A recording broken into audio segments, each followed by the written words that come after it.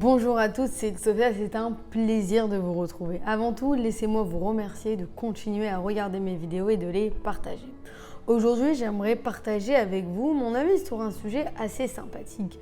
De plus en plus, je vois sur les réseaux sociaux, lorsque les gens s'intéressent au développement personnel, lorsque nous sommes abonnés à des comptes de citation, tout ça de positivité, je vois qu'il y a écrit qu'il faut garder la forme, toujours voir le bon côté des choses, être positif, toujours sourire. C'est vrai. Toutes ces choses-là sont vraies, mais attention à ne pas tomber dans un certain piège, c'est-à-dire refouler ses émotions. Parce que dans la vie, il va y avoir des moments qui ne seront pas très agréables et c'est normal d'exprimer à ce moment-là ses émotions. Perdre un proche, échouer un examen, ne pas se sentir bien, ne pas se sentir épanoui, avoir un petit coup entre guillemets de cafard, toutes ces choses-là, c'est normal. Mais ce qui n'est pas normal, c'est de refouler ses émotions.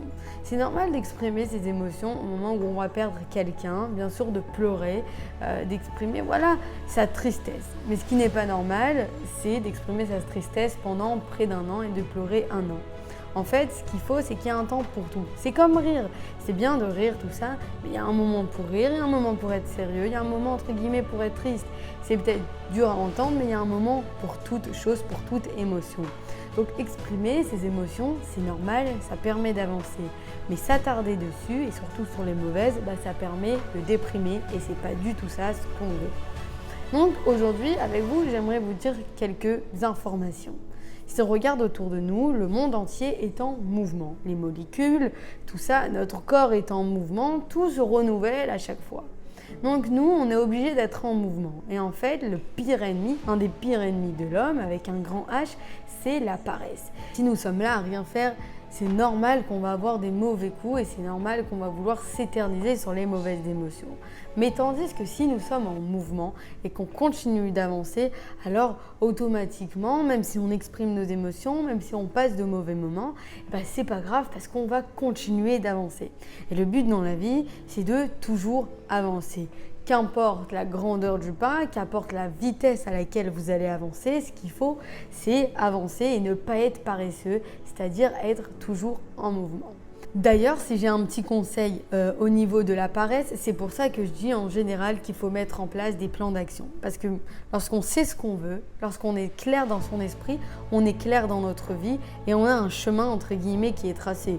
Bien sûr, dans tout chemin qu'on va emprunter dans la vie, il y aura des petits couacs, des petits moments où ça ira pas. Mais quand vous savez où vous allez, quand vous savez ce que vous devez faire, dans votre tête, ça veut dire qu'il n'y a pas de place pour la paresse. Je suis en mouvement et ça aide en fait à être en mouvement. Mais également, je vais rajouter quelque chose. C'est que exprimer ses émotions, que ce soit une mauvaise émotion ou une bonne émotion, ça ne fait pas de vous quelqu'un de plus heureux ou de malheureux. Vous pouvez être heureux et c'est vous qui choisissez en fait d'être heureux ou pas. Être heureux, ça veut dire tout simplement vivre avec toutes les situations de la vie qui sont là et se dire qu'elles sont pour moi et pas contre moi. Que la vie, elle est pour moi et pas contre moi. La vie, c'est une énergie. Moi, je prends l'énergie. Et après, c'est moi qui décide de ce que j'en fais de cette énergie. Est-ce que je la ressors en bonnes ondes ou pas?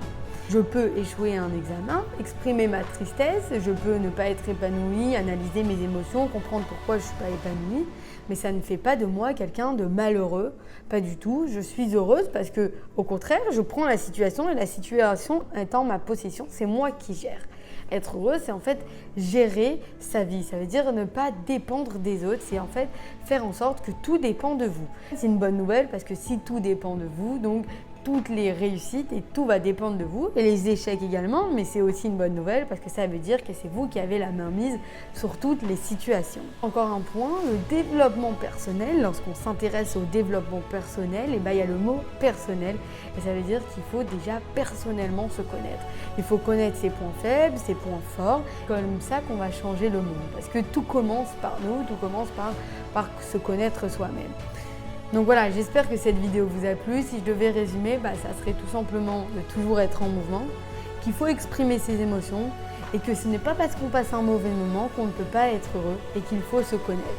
Voilà, j'espère que cette vidéo vous a plu. N'hésitez pas à la partager, à la liker ou tout simplement à la commenter avec plaisir.